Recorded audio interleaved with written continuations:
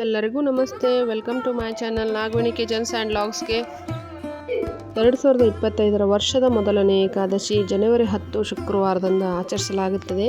ಈ ಏಕಾದಶಿಯು ಪುಷ್ಯ ಮಾಸದ ಶುಕ್ಲ ಪಕ್ಷದಲ್ಲಿ ಬರುವಂಥ ಏಕಾದಶಿ. ಹಾಗೆ ಇದು ಧನುರ್ಮಾಸದಲ್ಲಿ ಬಂದಿರುವ ಕಾರಣದಿಂದ ಇದನ್ನು ವೈಕುಂಠ ಏಕಾದಶಿ ಅಂತ ಕೂಡ ಹೇಳಲಾಗುತ್ತದೆ.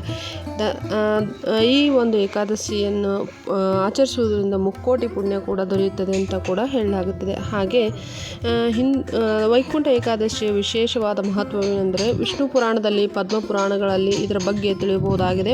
ಪದ್ಮ ಪುರಾಣದಲ್ಲಿ ಧರ್ಮರಾಯ ಮತ್ತು ಕೃಷ್ಣನ ನಡುವೆ ಸಂವಾದವು ಕೂಡ ಈ ಒಂದು ವೈಕುಂಠ ಏಕಾದಶಿಯ ವಿಶೇಷವಾಗಿದೆ. ಈ ದಿನ ಉಪವಾಸವಿದ್ದು ವಿಷ್ಣುವನ್ನು ಪೂಜಿಸಿದರೆ ಎಲ್ಲ ಪಾಪಗಳು ಪರಿಹಾರವಾಗುತ್ತೆ. ಹಾಗೆ ಪಿತೃದೋಷ ಕೂಡ ನಿವಾರಣೆ ಆಗುತ್ತೆ ಎಂದು ಕೂಡ ನಂಬಲಾಗುತ್ತದೆ. ಸೂರ್ಯನು ದಕ್ಷಿಣಾಯನದಿಂದ ಉತ್ತರಾಯಣಕ್ಕೆ ಪ್ರವೇಶಿಸುವ ಮುನ್ನ ಪ್ರತಿ ವರ್ಷ ಬರುವ ಏಕಾದಶಿಯನ್ನು ವೈಕುಂಠ ಏಕಾದಶಿ ಅಂತ ಕೂಡ ಕರೆಯಲಾಗುತ್ತೆ. ಈ ದಿನದಂದು ಅಂದರೆ ಈಗಾಗಲೇ ಧನುರ್ಮಾಸ ಆರಂಭವಾಗಿರುವುದರಿಂದ ವರ್ಷದ ಮೊದಲನೇ ಏಕಾದಶಿ ವೈಕುಂಠ ಏಕಾದಶಿ ಕೂಡ ಆಗಿರುತ್ತೆ. ಹಾಗಾಗಿ ಬೆಳಗ್ಗೆ ಎದ್ದು ಸ್ನಾನಾದಿಗಳನ್ನೆಲ್ಲ ಮುಗಿಸಿ ದೇವರ ಜ್ಞಾನ ಮಾಡುವುದರ ಮೂಲಕ ಅಂದರೆ ಕುಲದೇವರನ್ನು ಮನದಲ್ಲಿ ನೆನೆಸ್ಕೊಂಡು ಸಂಕಲ್ಪವನ್ನು ಮಾಡಿಕೋಬೇಕಾಗುತ್ತೆ. ಉಪವಾಸ ಇರುವ ದಿವಸ ನಾವು ಸಂಕಲ್ಪ ಮಾಡಿಕೊಂಡು ದೇವರೇ ನಾವು ಉಪವಾಸ ಮಾಡ್ತೀವಿ ಅನ್ನುವಾಗ ದೇವರಲ್ಲಿ ಸಂಕಲ್ಪ ಮಾಡಿಕೊಂಡು ನಾವು ಫಲಾಹಾರ ಮಾಡಿ ಉಪವಾಸ ಮಾಡ್ತೇವೆ ಅಂತ ಅಂದ್ಕೊಂಡು ನಿಮ್ಮ ಮನಸ್ಸಿನಲ್ಲಿ ನಿಮ್ಮ ಸಂಕಲ್ಪವೇನಿದೆಯೋ ಅದನ್ನು ಅಂದ್ಕೊಂಡು ಅಥವಾ ಹೇಳಿಕೊಂಡು ದೇವರ ಜ್ಞಾನನ ಮಾಡಿ ಬೆಳಿಗ್ಗೆ ಎದ್ದು ಈ ದಿನ ವಿಷ್ಣುವಿನ ಪ್ರಿಯವಾದ ದಿನವಾಗಿರೋದರಿಂದ ವಿಷ್ಣುವಿಗೆ ಸಂಬಂಧಿಸಿದ ಪೂಜಾ ಮಂತ್ರಗಳಾಗಿರ್ಬೋದು, ಸಹಸ್ರನಾಮಗಳಾಗಿರ್ಬೋದು, ಹಾಗೆ ಪುರಾಣ ಕಥೆಗಳನ್ನು ಈ ದಿನದಲ್ಲಿ ಕೇಳುವುದಾಗಲಿ, ಹಾಗೆ ಮಂತ್ರಗಳ ಪಠನೆ ಆಗಲಿ ಮತ್ತು ಓಂ ನಮೋ ಭಗವತೆ ವಾಸುದೇವ ಎಂಬ ಒಂದು ಮಂತ್ರವನ್ನು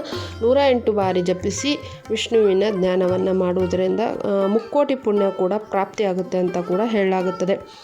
ಈ ದಿನದ ವಿಶೇಷ ಏನೆಂದರೆ ಉತ್ತರ ದ್ವಾರದಿಂದ ಮಹಾವಿಷ್ಣುವಿನ ದರ್ಶನ ಮಾಡುವುದರಿಂದನೂ ಕೂಡ ನಮ್ಮ ಪಾಪಗಳು 7 ಜನ್ಮದ ಪಾಪಗಳು ಕಳೆದು ಪುಣ್ಯ ಪ್ರಾಪ್ತಿಯಾಗುತ್ತೆ ಅಂತ ಕೂಡ ಹೇಳಲಾಗುತ್ತೆ. ಅದಕ್ಕೆ ಸಂಬಂಧಿಸಿದ ಒಂದು ಪುಟಾಣಿ ಕಥೆಯನ್ನು ನಿಮ್ಮ ಜೊತೆ ಈಗ ಹೇಳ್ಕೊಳ್ತೇನೆ. ವೈಕುಂಠ ಏಕಾದಶಿಯ ದಿನದಂದು ಉತ್ತರ ದ್ವಾರದಿಂದ ಶ್ರೀ ಮಹಾವಿಷ್ಣು ದರ್ಶನ ಪಡೆಯಲು ತುಂಬ ಜನ ಕಾತರದಿಂದ ಕಾಯ್ತಾ ಇರ್ತಾರೆ. ಯಾಕಂದರೆ ಅದು ಸ್ವರ್ಗದ ಬಾಗಿಲು ಅಂತ ಕೂಡ ಕರೆಯಲಾಗುತ್ತೆ. ಆ ದಿನದಂದು ಆ ಬಾಗಿಲಿಂದ ವಿಷ್ಣುವಿನ ದರ್ಶನ ಪಡೆಯುವುದು ತುಂಬಾ ಮುಖ್ಯ ಅಂತ ಕೂಡ ಹೇಳಲಾಗುತ್ತದೆ. ಪುರಾಣಗಳ ಪ್ರಕಾರ ರಾಕ್ಷಸರ ಹಿಂಸೆಯನ್ನು ತಾಳಲಾರ್ದನೇ ದೇವಾನುದೇವತೆಗಳು ಉತ್ತರ ದ್ವಾರದ ಮೂಲಕ ವಿಷ್ಣುವಿನ ಭೇಟಿ ಮಾಡ್ತಾರೆ. ಹಾಗೆ ತಮ್ಮ ಕಷ್ಟಗಳನ್ನು ಪರಿಹರಿಸುವಂತೆ ಮನವಿ ಕೂಡ ಮಾಡ್ಕೊಳ್ತಾರೆ ಅಂತ ಹೇಳಲಾಗುತ್ತೆ. ಹಾಗೆ ಆಗ ವಿಷ್ಣು ಮುರ್ರಾ ಎಂಬ ರಾಕ್ಷಸನನ್ನು ತನ್ನ ಏಕದಶ ಎಂಬ ಆಯುಧದಿಂದ ಸಂಹಾರ ಮಾಡಿ ದೇವತೆಗಳನ್ನು ರಕ್ಷಿಸ್ತಾನೆ. ಅಂದಿನಿಂದ ಉತ್ತರ ದ್ವಾರದ ಮೂಲಕ ವಿಷ್ಣುವಿನಿಗೆ ದರ್ಶನ ಮಾಡಿದರೆ ಎಲ್ಲ ಸಮಸ್ಯೆಗಳು ಪರಿಹಾರ ಆಗುತ್ತೆ. ಹಾಗೆ ನಮ್ಮ ಸಮಸ್ಯೆಗಳ ಪರಿಹಾರ ಕೂಡ ಸಿಗುತ್ತೆ ಅಂತ ಕೂಡ ನಂಬಲಾಗುತ್ತೆ. ಈ ದಿನದಂದು ಉತ್ತರ ದ್ವಾರದಿಂದ ಪ್ರವೇಶ ಮಾಡಿ ವಿಷ್ಣುವಿನ ದರ್ಶನ ಪಡೆದುಕೊಳ್ಳುವುದರಿಂದ ಪುಣ್ಯ ಕೂಡ ಪ್ರಾಪ್ತಿಯಾಗುತ್ತೆ ಅಂತ ಕೂಡ ಹೇಳಲಾಗುತ್ತೆ.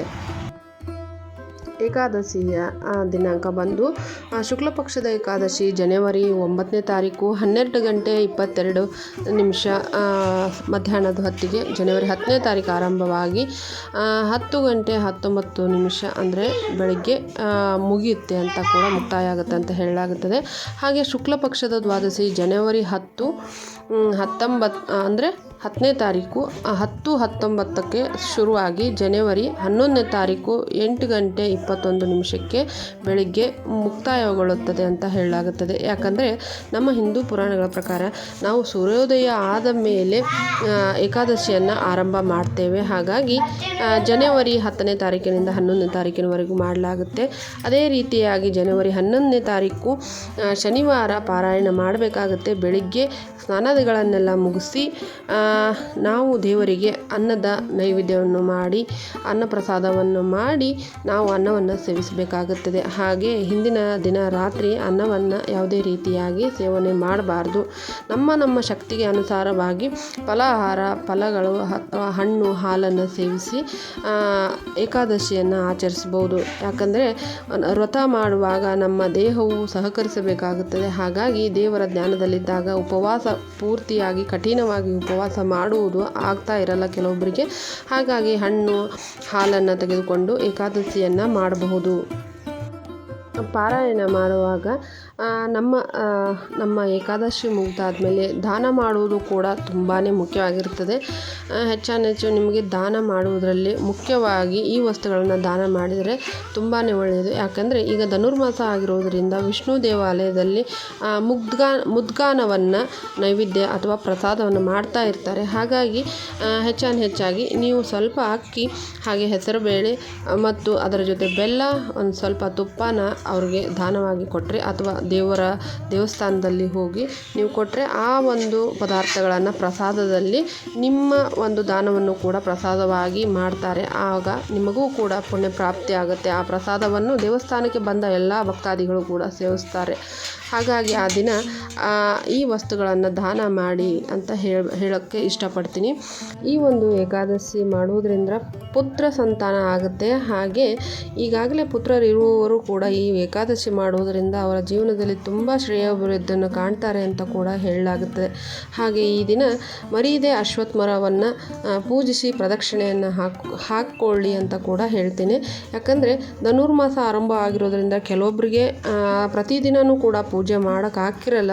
ಹಾಗಾಗಿ ಧನುರ್ಮಾಸದ ವಿಶೇಷ ದಿನಗಳಲ್ಲಾದ್ರೂ ಅಶ್ವತ್ಥ ಮರವನ್ನು ಪೂಜಿಸುವುದು ತುಂಬಾ ಒಳ್ಳೆಯದು.